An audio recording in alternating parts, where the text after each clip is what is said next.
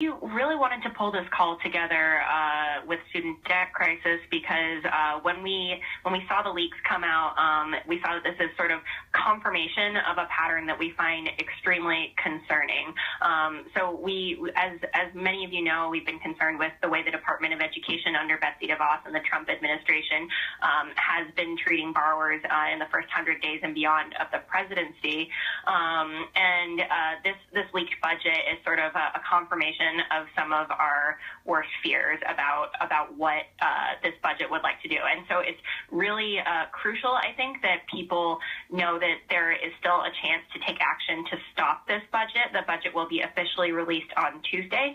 But then beyond that, we have an opportunity to talk to our members of Congress and make sure that they know that this is something that does not work for us as student loan borrowers. Let's see. So as you can see here on this next slide, the first 100 days of Betsy DeVos' agenda, she has indicated that more than 500,000 public service loan forgiveness approval letters might be rescinded, and that is something that has caused just an extreme amount of panic from student loan borrowers. We know this is something that a number of people have chosen professions on and that sort of thing, and we want to make sure that we get some clarification points out on that, but that also you know exactly what you need to do to be able to fight to keep public service loan forgiveness for everyone. The DeVos administration also reversed a memo that prohibited the addition of huge fees on defaulted student loans. This is something that student loan borrowers who are in some of the most dire of straits, it was a protection that was put into place under the Obama administration, and they rolled that protection back. They also opened federal student loan servicing contracts to companies with bad track records. They said that they would not pay attention to the previous poor performance of student loan servicers in choosing what servicers the department will be using going forward. And we find that extremely concerning because, as you know, your servicer, even though they're supposed to be working for you, does not always do that and does not always seem to have your best interest at heart, despite the fact that that is what they are being paid to do. We can move to the next slide.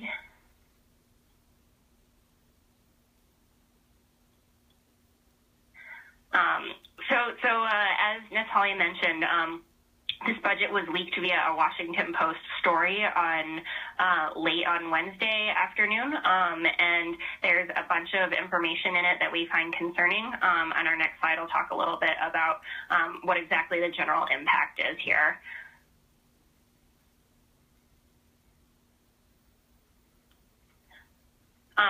So the general impact here, it would cut $10.6 billion from federal education funding and initiatives. And I mean, this is a slide that's sort of full of numbers that sort of show the overall, and it would sort of be catastrophic, I would say, for student loan borrowers and for the student debt crisis going forward. It's not a budget that shows that borrowers and students are put first by this Department of Education, and it does not ensure that high-quality public education is affordable and accessible to all. This is essentially going to end up being paying for tax cuts for millionaires and corporations. Thank you so much, Charlotte. So now we want to look at the impact to student loan borrowers. Many folks on our list here are student debt crisis and higher ed, not that, so our student loan borrowers themselves, and so we know that that's what you're kind of here on this call for. So right now, the way that the budget is being proposed, it would end public service loan forgiveness for new borrowers entering the program. It would eliminate subsidized loans entirely for new borrowers. It would replace all income-driven repayment plans with one. President Trump talked about this during the campaign, where undergraduate students would be, undergraduate and graduate students would be at 12.5% instead of the more generous 10% plans. Undergrad students would be 15 years of a repayment plan, and graduate students would be 30 years of a repayment plan, and we'll go more into that. It also eliminates $3.9 billion from the Pell Grant fund. Again, Jessica Thompson will go into Pell specifically more a little later in the call. and just increases repayment for graduate students. As we mentioned, these income-driven repayment programs are going to be less generous for graduate students. Annalise, if you'd like to explain a little, just like the details of the repayment plans. Great, got myself off mute there. So as Natalia mentioned, this is replacing the income-driven repayment plans, which there are a number of, with a new single plan that has yet to be created by this administration. And while a number of us have, advocated for a simplified system, I think that, we're looking for something that's a little more friendly to borrowers than what, was talked about during the campaign, and looking at, sort of what's being proposed as this new single plan. There's a lot of uncertainties as to what would happen with folks who are, currently enrolled in an IDR plan, what that means for their monthly payments, what that means for graduate students, and just a lot of unanswered questions about what this simplified plan means. I don't know if you want to add anything to that, Natalia. I would say that we have just been learning, as we've been pulling this call together, but we are hearing that folks currently enrolled in plans, including public service loan forgiveness, will be grandfathered in. And I think that actually can take us to the next slide about public service loan forgiveness. So that has been a question that we're receiving. I know that there's still been uncertainty to that because we heard about a month ago Secretary DeVos state that just, for folks in said loan, there wasn't a certainty. We are hearing that you'll be grandfathered in. You still want to make sure that you're in the correct loan, the correct repayment program, and the correct job. If you have any questions, you can always email us at studentdebtcrisis.org. But currently for the budget, Annalise, do you want to talk a bit about what they're talking about with public service loan forgiveness and I guess the impact, the type of people this impacts, who will no longer be able to take advantage of it?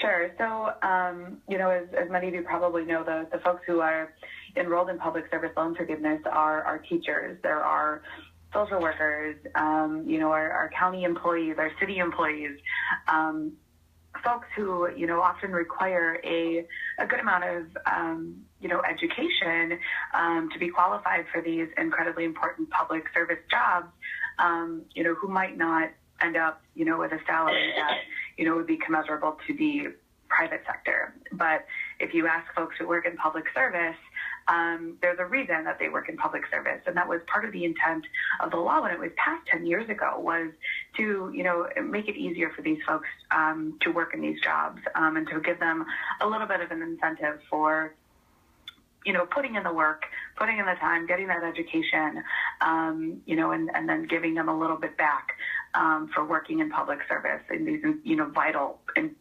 jobs. So these, talking about grandfathering in these, over 500,000, teachers and social workers and people that, do, vital daily work for us in our communities. There is a lot of concern about folks who are currently in the program. It was one of the first things that we heard at our office here in Madison, Wisconsin was, oh my God, I've built my whole life around this program. What's going to happen to it? And so hopefully, as we get these more confirmations, from the actual budget, we're going to be able to answer questions a little bit more to make sure that, folks get the information and get the right information. But, at the same time, for future applications, we also talked to a lot of students who were like, I was planning on going into this with the idea that this program existed. So there is concern from, current students, borrowers who are still in school, who were planning on public service jobs, who knew that this program existed, who are now concerned about whether or not they can actually pursue public service. So hopefully, once we have more information, we'll be able to answer more questions and give these borrowers and these folks enrolled in these programs better answers. Because as I said, folks have planned their economic and like personal livelihoods around, loan programs like these, people who have a passion for public service, and they deserve some answers. It's also true, Annalise, and thank you. I think we all depend on this program, and even if you're one of the lucky ones that will get grandfathered in, we need to fight to ensure that this program stays. So we have, social workers and police officers.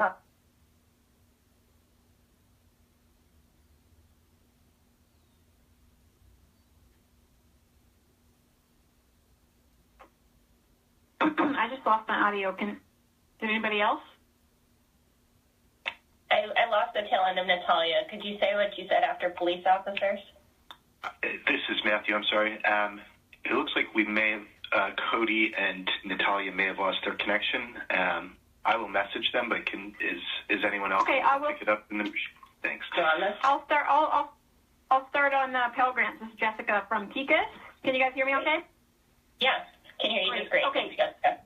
Okay, so one thing I will say we are thankful about is we heard that I think folks in the administration were able to beat back any significant proposed cuts to mandatory funding for Pell. So that is a good thing, although we remain concerned about Republicans in Congress, and we'll be closely looking at their budget resolution that I think the House will be marking up after Memorial Day. So that remains on the radar, but I will not be in the president's budget, which is great. However, we will see the $3.9 billion cut from the Pell Grant reserve funds that the president had proposed in the skinny budget. This will be on top of the $1.3 billion that the FY17 budget agreement already took out of that fund.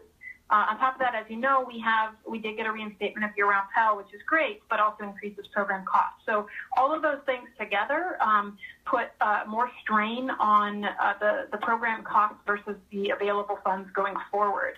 That's something we keep a very close eye on. We will be fighting the $3.9 billion cut to the reserve funds very, very strongly. Very important that we retain those funds in the program. We think that they should stay in the program. They should be invested in the program and to the benefit of higher education and low-income students who are Pell Grant recipients. And not only will those funds be needed in future years to cover program expenses, but there also are still a very long list of important needs for the program. One of the key things being that the annual inflation adjustment expires after this year. So without action from Congress, the maximum Pell Grant will be frozen from here on out, which means that we expect the purchasing power, which is already the lowest it's been in over 40 years in terms of how much of the public higher education the grant covers, which is less than 30% now. We are going to see that purchasing power go down even further. We really think that Congress needs to extend the indexation to inflation to make sure that at least that grant is going up with inflation each year. The budget will not have that, and we will hammer that hard. So I want to say that the Pell is very important. There is a little bit of confusion in terms of the Washington Post and the budget. The budget uses language to try to take advantage of, to kind of take credit for what Congress already did to reinstate year-round by saying that they make funding available. But just to be clear, that really is window dressing. The budget makes no new funding available for Pell Grants. That bullet point in the budget is an attempt to take credit for what Congress already did, that it doesn't come with any real new funding for Pell. So to the extent that you can dispel that myth, that is important. So that's what's happening with Pell. Also want to highlight, I think in the next slide, and hopefully we have Cody and Natalia back, hopefully. Oh, yeah. So I just want to highlight that there is a cut included. Okay. There's a cut included to civil rights, the Office of Civil Rights within the Department of Education This is really alarming. There's no reason for it. It really just is another way to cut money out of education spending that is intended to be used for the only things that where spending has increased, which is military, border wall buildup, and unfortunately K-12, public K-12 voucher activity within the Department of Education. So again, just a senseless cut at a time when we already know that discrimination and complaints within higher ed are increasing. And so we will see a cut to staffing and a cut to funding, $1.7 million cut just that for no reason. Very alarming.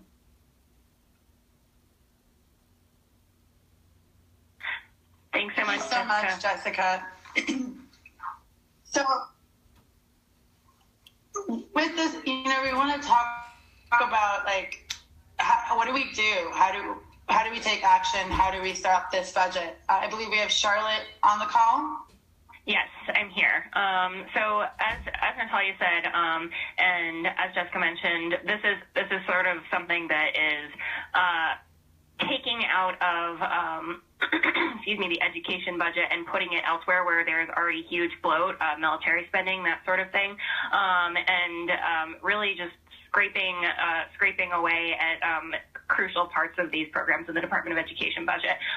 So it's very important that you do outreach and that we all do outreach to try to stop this, before the official budget drops on Tuesday, because if there is anything that we can get not written in stone and before the budget drops, that would be incredibly helpful. If there's anything that we can cause such a big ruckus about before the budget drops that it causes them to pull that out of the budget, if there's a chance for that, we should try to do that. So you can contact your member of Congress to let them know that you are unhappy with this budget. You can call your legislators, email them, and it's also, as this slide says here, point 3, it's really important that you share your story. Talk about why public service loan forgiveness is important to you. Talk about why having an income-driven repayment plan that lowers your payments to 10% of your income is important to you. Talk about how Pell helped you or how work study helped you get through college, because it's really stories like that that are going to be the deciding factor on a lot of this. And then the 4th point here is share your actions with your friends. Make sure that there is sort of a peer pressure buildup, a peer pressure momentum, so that everyone knows that this is something that that they should all be taking action on as well. And if we move on to the next slide, we have a sort of script here.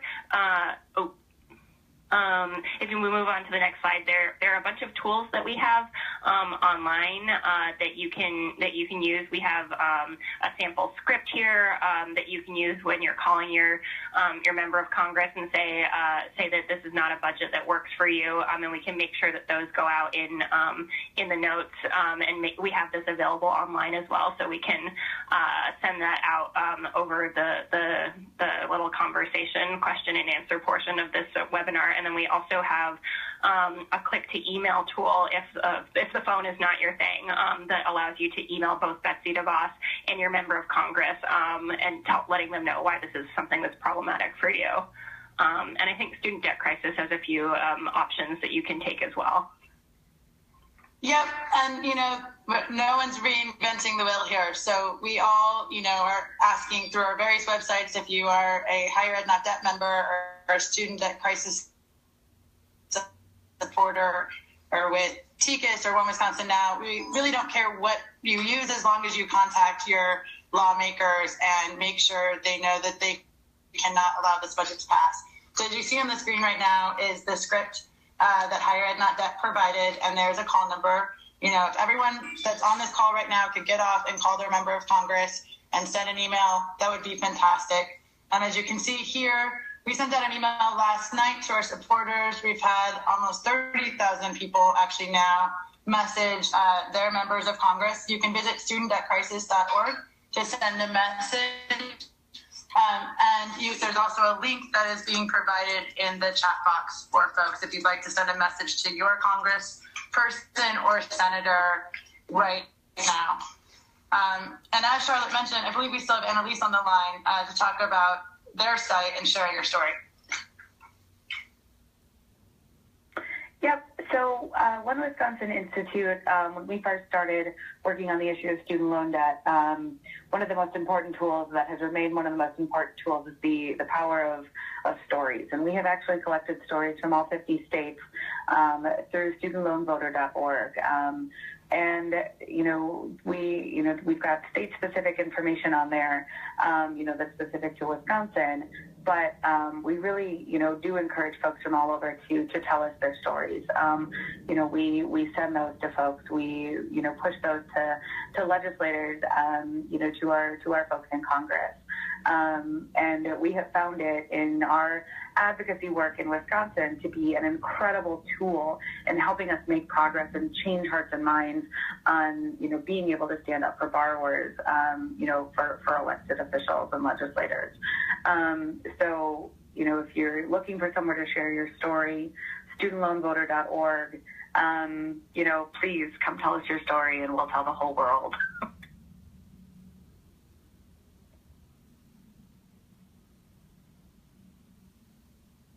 Thank you to everyone that has been on this call. We're going to stay on to take some of your questions, but, again, I just want to do a shout out to Higher Ed Not Debt, One Wisconsin Now, Student Loan Voter, and the Institute of College and Success at TICAS. We have all of our Twitter handles here if you'd like to ask us questions. Follow the discussion at #EdFunding on Twitter. And, please don't forget to take action. That's the number one thing you take from this is to call, email, share your story, and tell a friend. And with that, we have a few questions for the group. Great. I see we got this question a lot. Taryn asked if you are currently enrolled in an income-driven repayment program or have already sent an application for public service loan forgiveness. How would these programs exist moving forward? And I think Jessica Thompson from TICAS, you have some clarity on this issue, correct? Yeah.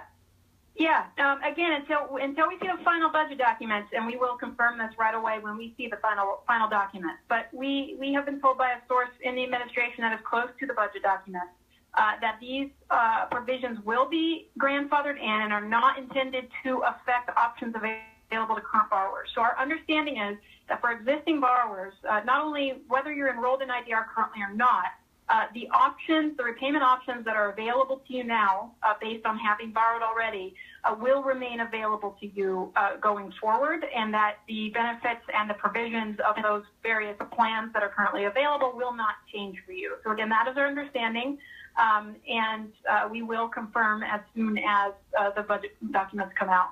Public service loan forgiveness, I think, as most of you know, there isn't really an application.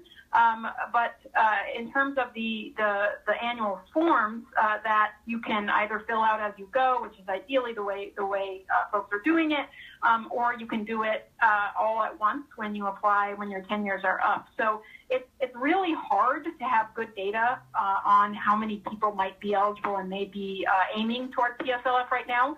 But again, our understanding is that PSLF will remain as it was designed and unchanged for anybody who will have borrowed prior to Congress actually making this change, which in the budget would be starting in July 2018. So again, our understanding is that should not affect, and of course it's terrible, it would eliminate the program entirely for any borrowers in the future, but that it would not affect anybody who had borrowed their student loans and finished borrowing their student loans prior to 2018. That is our understanding. On subsidized loans, I'll throw in there that additionally, our understanding is that that it phases the program out. So current students who are enrolled are not cut off. If you're a sophomore in college, you would still be able to, if you are eligible, you would still receive sub loans while you're an undergraduate until you finish or leave your program of study. So that is our understanding, and we will look for that language right away and confirm, but we feel pretty confident that is how it's designed. Thank you, Jessica. To that point, I've got a question from Melissa, too, and maybe you could also provide some insights. Melissa was asking, do you know when this budget will officially be released, and is there a time frame for voting further on this issue?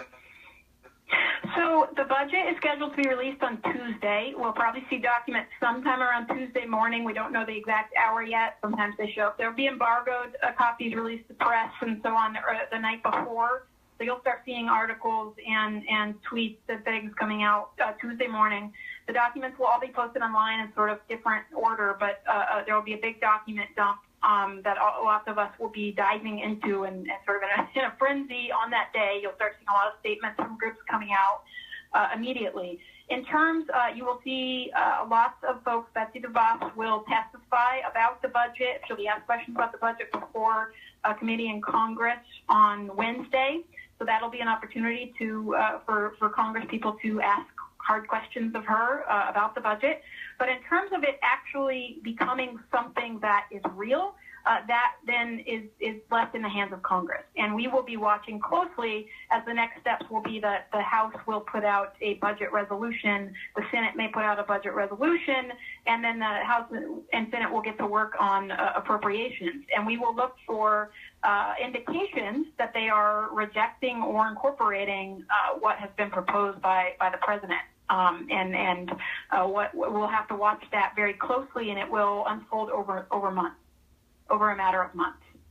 So this process will go on for through the summer and into the fall, because they are very unlikely, I would guess, to have a budget passed by the end of October. To be honest, the last time that happened, I don't even know when the last time that happened was, but yeah, so there will not be any immediate. This is not something that is in danger of coming to be in any immediate sense, but it is very important. It is very concerning, and we have to watch very closely. And again, like, Congress is the vessel for resisting this, and that's where all the action has to go now.